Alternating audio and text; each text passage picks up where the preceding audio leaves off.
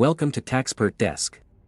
Video में हम public provident fund PPF के बारे में सब कुछ जानेंगे, इसके अपडेटेड नियमों, इसके फायदों और नुकसानों और विशेषताओं पर चर्चा करेंगे। What is PPF? Public provident fund PPF एक सरकारी बचत योजना है जिसका उपयोग मुख्यतः दीर्घकालिक निवेश के लिए किया जाता है, आमतौर पर रिटायरमेंट के लिए। क्योंकि इसका पैसा निकालना आसान नहीं है।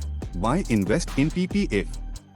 पहला, डिसेंट इंटरेस्ट रेट। पिछले 10 से 15 वर्षों में ब्याज दर 7.8% रही है। दूसरा, रिस्क फ्री। सरकार की गारंटी के कारण यह ब्याज दर जोखिम मुक्त है। तीसरा, tax exempt investment. Investment phase, निवेश के समय कोई टैक्स नहीं लगाया जाता। इंक्रीमेंट स्टेज, अर्जित ब्याज पर कोई कर नहीं लगाया जाता।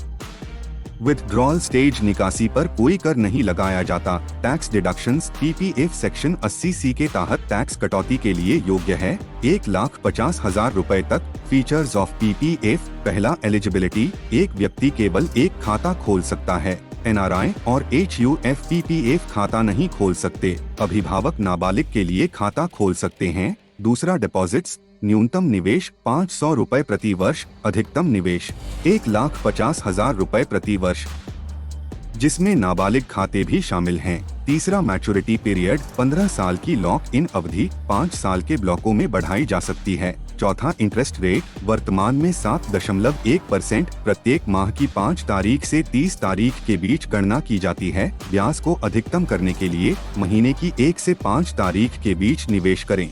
Withdrawal option. पहला, लोन अगेंस्ट पीपीएफ। तीसरे से छठे वर्ष के बीच उपलब्ध। इंटरेस्ट रेट पीपीएफ ब्याज दर से 1% अधिक। ड्यूरेशन अधिकतम 36 महीने। लेट इंटरेस्ट समय पर न चुकाने पर 6% प्रति वर्ष। दूसरा, पार्शियल विथड्रॉल। 7वें वर्ष से अनुमति, प्रति वर्ष एक बार। राशि पिछले वित्तीय वर्ष के अंत में या चौथे वित्तीय वर्ष के अंत में पीपीएफ शेष का 50%, जो भी कम हो। Premature closure. छठे वित्तीय वर्ष के बाद स्वयं या आश्रितों की गंभीर बीमारी या उच्च शिक्षा के लिए अनुमत। ब्याज दंड। प्रारंभ से 1% की कमी। Inactive account. निष्क्रिय खाते को पुनः सक्रिय करने के लिए प्रत्येक निष्क्रिय वर्ष के लिए न्यूनतम निवेश और प्रति वर्ष 50 रुपए का दंड चुकाना होगा।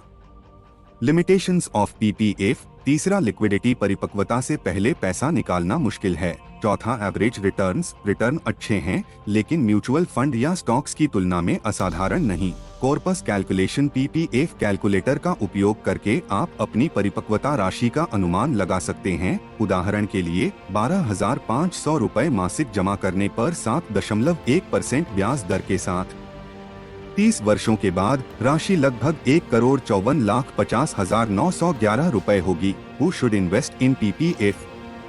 पहला, रिस्क अवर्स इंडिविजुअल्स, जो सरकारी गारंटी वाले जोखिम मुक्त निवेश की तलाश में हैं। दूसरा, लॉन्ग टर्म गोल्स। रिटायरमेंट, बच्चों की शादी या उच्च शिक्षा के लिए आदर्श। तीसरा, एम्प्लॉइज विदाउट ईपीएफ, उनके लिए एक अच्छा विकल्प जिनकी कंपनियों में ईपीएफ विकल्प नहीं है।